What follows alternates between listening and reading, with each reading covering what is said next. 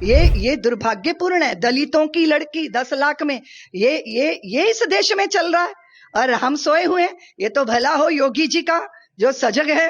हमारे ही धर्म का या हमारे ही मजहब का लिबास पहनकर जाएंगी, वहां आप सड़कों पे उतर आते हो, हर जगह आप पहचान के लिए लड़ाई करने लग जाते हो। तो यहाँ क्यों आप पहचान छुपा रहे हो?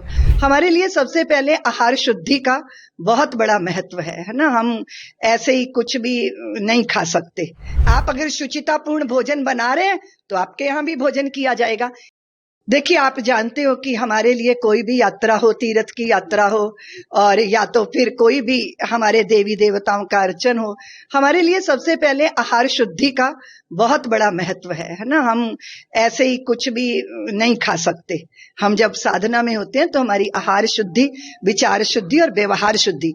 तो ये जो नकली जो है भेष बदलकर अपनी पहचान छुपाकर हमारे धर्म को जो है उससे च्युत करना चाहते हैं, वो अच्छा नहीं कर रहे। जब आप सरकारी जो संस्थान होते हैं, अगर विद्यालय है तो आप जिद करते हो जी कि हमारी तो बेटियां हमारे ही धर्म का या हमारे ही मजहब का लिबास पहनकर जाएंगी, वहां आप सड़कों पे उतर आते हो, हर जगह आप पहचान के लिए लड़ाई करने लग जाते हो। तो यहाँ क्यों आप पहचान छुपा रहे हो? और हमारे यहाँ तो कोई भेद इस तरह किया नहीं जाता। लेकिन आहार की शुद्धि, ये हम क्यों सजग हुए जब हमने देखा कि तमाम इस्लाम के लोग जो है वो वस्तुओं में, पदार्थों में, खाने वाली चीजों में थूक थूक के उसके बेच रहे हैं।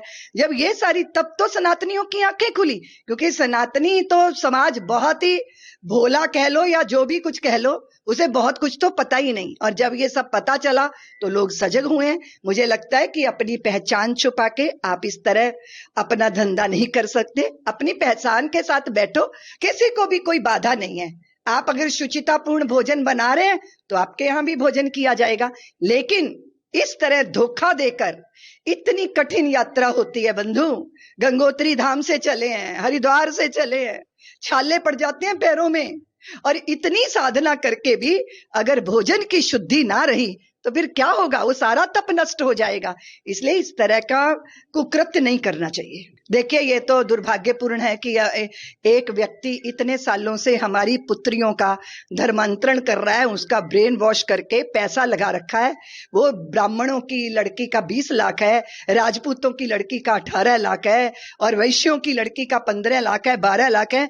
ये दुर्भाग्यपूर्ण है। दलितों की लड़की 10 लाख में ये इस देश में चल रहा है और हम सोए हुए हैं। ये तो भला हो योगी जी का जो सजग है और जिन्होंने इस तरह की कुकृत्य करने वालों का दमन करने का संकल्प लिया। पर मैं समाज को भी कहूंगी कि अपनी पुत्रियों, अपने पुत्रों का ख्याल तो रख लो। वो आपके घर में हैं, लेकिन वो आपके घर में रह के भी आपके साथ नहीं है, क्योंकि उनके साथ कोई और काम कर रहा है। इसलिए सब कुछ सरकारें करेंगी। सनातनियों, आप तो कुछ कर लो अपनी संतानों को। वो हमारी परंपरा की संवाहक होती हैं। इसलिए उनका अगर धर्म भ्रष्ट होता है, इस तरह का राक्षसी कुकृत्य होता है उनके साथ, और आपको कानों कान खबर नहीं होती, या तो फिर ये बात है कि फिर धन काम करता है। तो किसी भी तरह का लोभ या किसी भी तरह का भय, उससे हमें अपने धर्म का त्याग नहीं करना चाहिए।